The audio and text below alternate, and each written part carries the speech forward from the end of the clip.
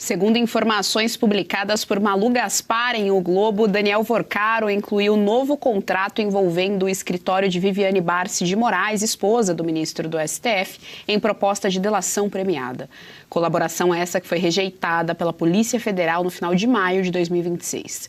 Segundo a jornalista, o pagamento no valor de 50 milhões de reais não foi realizado porque o documento não estava assinado. Vale lembrar que 22 das 36 parcelas referentes ao famoso contrato de 129 milhões do Master, entre o Master e o escritório Barsi de Moraes, foram pagas. O montante superou 80 milhões de reais.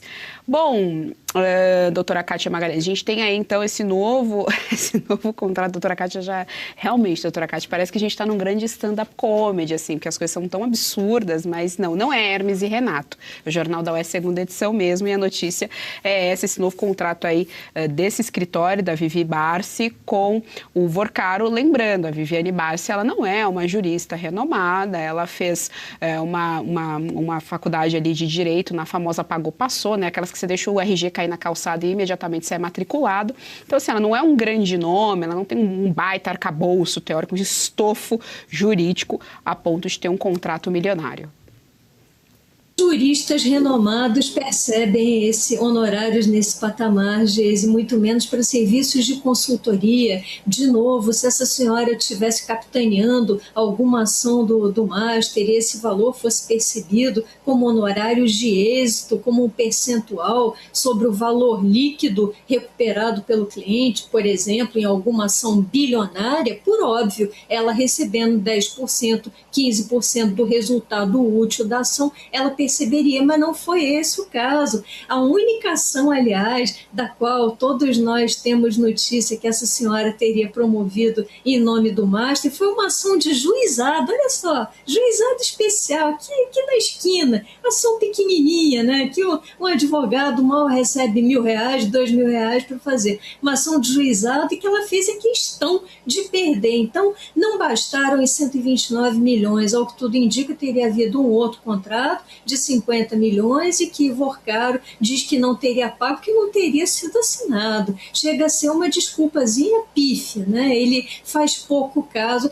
Essas pessoas todas fazem muito pouco caso da nossa inteligência. Até parece que na era digital, um contrato, ainda mais um contrato entre uma parte privada e uma determinada advogada, precisa ser assinado para ser concluído, né? Para ser aperfeiçoado, como a gente diz juridicamente. Já contratou.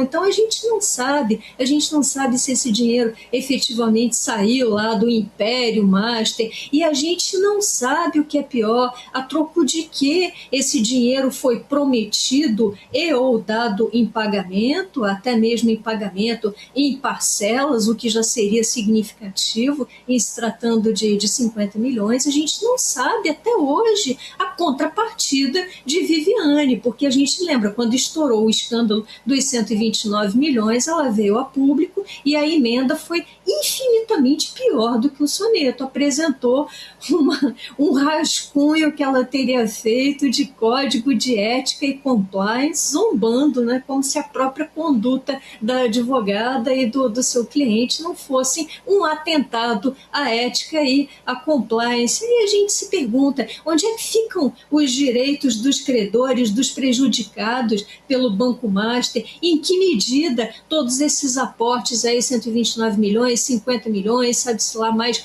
quantas dezenas de milhões teriam prejudicado a liquidez, a solvência do banco? E a gente se pergunta, a gente lembra daquela frase também que vazou da documentação da PF, de que o interesse de Vorcaro, na verdade, era se aproximar de quem? De Alexandre de Moraes. Então, o grande capital profissional dessa senhora aí, da advogada ultramilionária, era ser esposa do grande chefão, do poderoso chefão desse país que nos comanda em rédea curta sem um único voto popular. Olha Quanta escancaração, a promiscuidade que atingiu níveis pornográficos. E você quer saber o que é pior? Nós temos um parlamento aberto que não faz absolutamente nada em relação a isso, não tira a toga desse senhor, não torna esse senhor investigado, permite sim que esse senhor continue respondendo por